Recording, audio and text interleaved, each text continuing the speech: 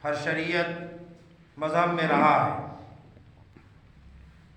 جہاد کا حکم بھی ہر شریعت میں رہا ہے۔ تیسری بات، حق و صداقت سے انکار کا سلسلہ بھی ہمیشہ سے رہا ہے۔ انبیاء کے انکار کا سلسلہ بھی اقوام عالم کی طرف سے برابر سلسلہ رہا ہے۔ چوتھی چیز یہ ہے واقعات رفتار۔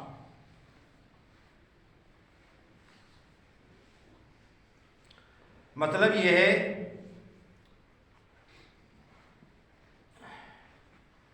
کہ ہر نبی کے زمانے میں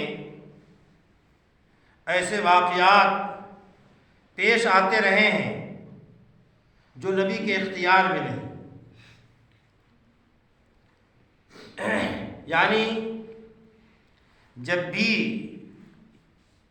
دین کی ترقی کے آثار پیدا ہوئے، انبیاء کو امید ہوئی کہ اب اسلام کا ظہور ہوگا، اسلام کا غلبہ ہوگا، یہ امید باندھی، تو اسی وقت شیطان نے کوئی نہ کوئی رخنہ ڈال دیا اور کوئی واقعہ ایسا پیش آ گیا جس سے لوگ اسلام کے سلسلے میں شکوک و شبہات کے اندر مبتلا ہو گئے۔ جب بھی اسلام کو ترقی ہوئی، جیسا کہ اللہ تبارک و تعالیٰ نے حضرت موسیٰ علیہ السلام کو فرعون کی بالادستی سے آزاد کیا، جب فرعون کے مظالم سے بنی اسرائیل آزاد ہو گئے تو اللہ تبارک و تعالیٰ نے تورات دینے کا وعدہ کیا۔ یہ سب باتیں آ چکی ہیں۔ تورات دینے کا وعدہ کیا اور سب کو طور پر بلایا کہ کتاب ملے گی۔ حضرت موسیٰ علیہ السلام کے پیچھے واقعہ رونما ہو گیا۔ وہ سامری نے سونگ کھڑا کر دیا اور گوشالہ کی پرستی شروع ہو گئی، جس سے تھوڑی دیر کے لیے حضرت موسیٰ علیہ السلام کے محنت میں پانی گر گیا۔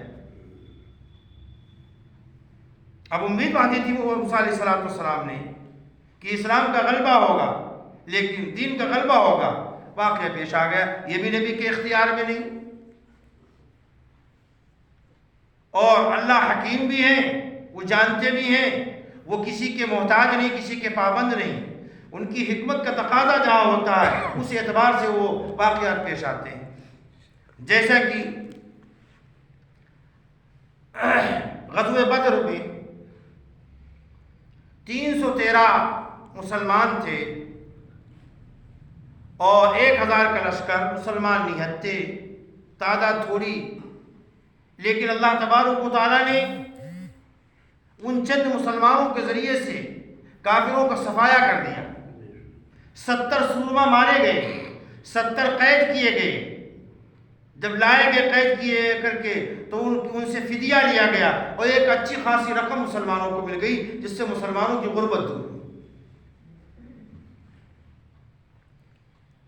پھر فوراً 1 سال کے بعد واقعہ احد پیش آیا۔ اب بظاہر مسلمانوں کے پاس جمعیت بھی، تعداد بھی ہے، اور بنسبت پہلے کے ساز و سامان بھی ہے۔ اب اس وقت حضور پاک علیہ السلام نے کیا امیدیں باندھی ہوگی اس کا کوئی انسان اندازہ نہیں کر سکتا کہ اسلام کا غلبہ ہوگا، کفر کی طاقت ٹوٹ چکی ہے۔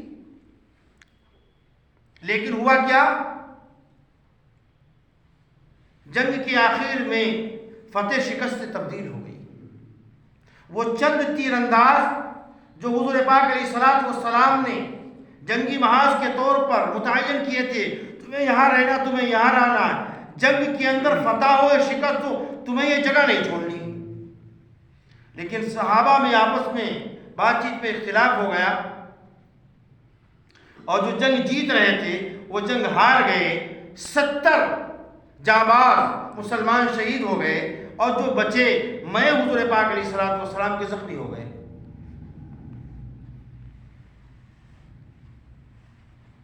تو یہ بھی ایک آزمائش تھی مسلمانوں کے لیے۔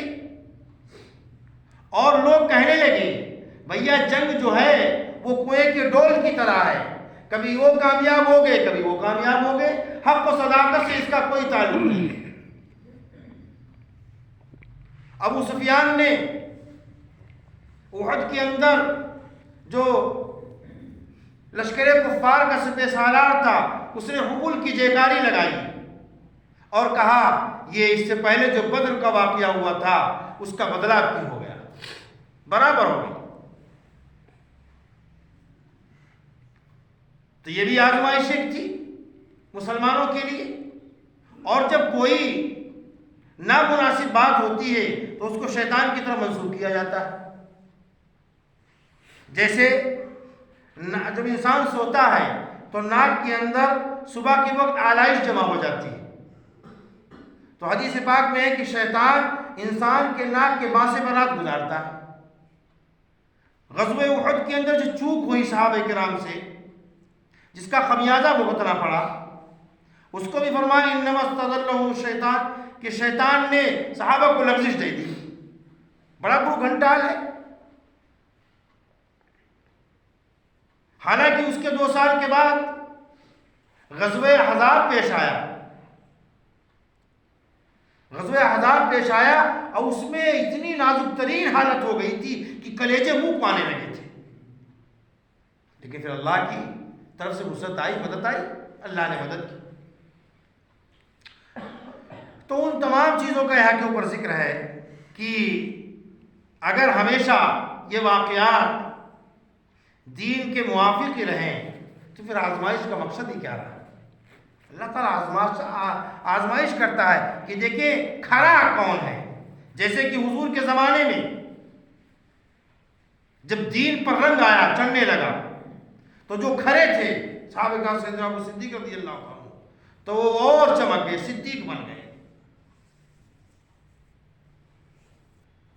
تو فرمایا کہ ہم نے آپ سے پہلے کوئی رسول، کوئی نبی ایسا نہیں بھیجا آپ سے پہلے کہ اس نے تمنا ظاہر نہ کی کہ اب اسلام کا غلبہ ہوگا، لوگوں کے اسلام لانے کی تمنا کی۔ جب ہی اس طریقے سے تمنا آرزو کی، شیطان نے بیچ میں رکھنا ڈال دیا، کوئی واقعہ پیش آ گیا جس سے تھوڑی دیر کے لیے لوگوں کے درمیان اسلام کے سلسلے میں شکوک و شبہات پیدا ہو گئے کہ اگر یہ سچے نبی ہیں تو یہ شکست کیوں ہوئی، ہار کیوں گئے، اللہ نے ان کو چھوڑ کیوں دیا۔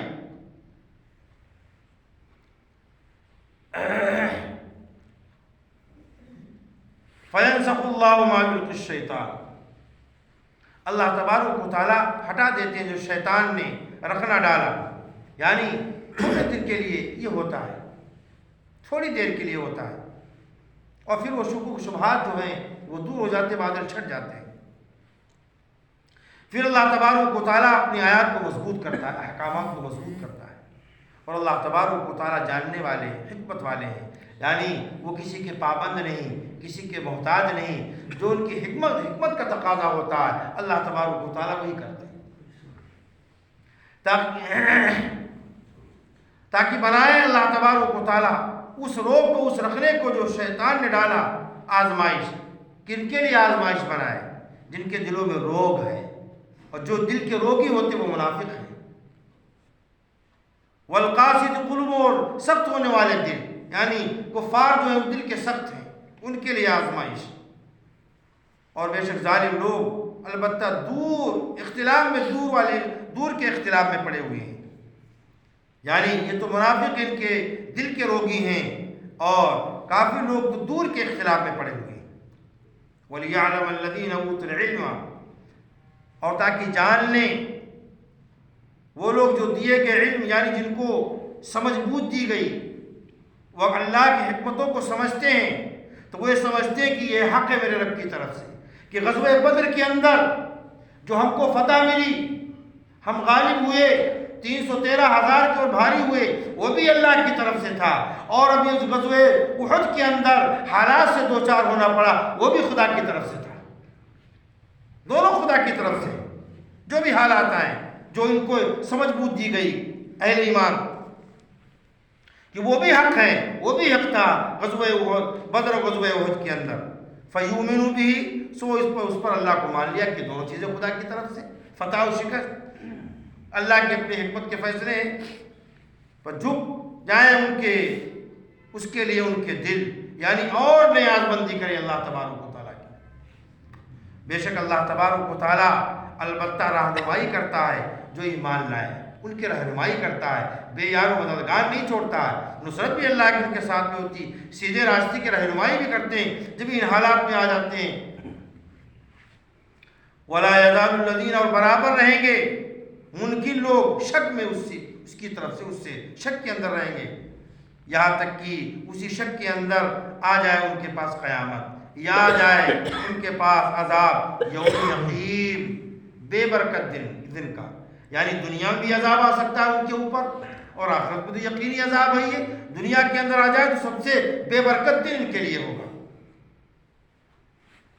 اور اگر دنیا میں عذاب نہ آیا تو فرما الملک یومئذ اللہ، بادشاہت اس دن اللہ کی ہوگی، اللہ کی بادشاہت ہوگی، اور کسی کے بادشاہ نہیں، کوئی پرندہ پر نہیں مار سکتا، اللہ فیصلہ کرے گا ان کے درمیان۔ کیا فیصلہ کرے گا؟ جو ایمان لائے، اچھے کام کیے، وہ تو جنات النعیم، باغوں میں ہوں، نعمتوں کی باغوں میں، اللہ کی طرح طرح کی نعمتیں، ایسے باغ ہوں گے ان کے اندر ہوں گے، اور جنہوں نے انکار کیا اور جھٹلائی ہماری آیتیں، یہی لوگ ہیں کہ ان کے لیے رسوا کرنے والا عذاب، ذلت کا عذاب ہے۔ اللہ تبارک و تعالیٰ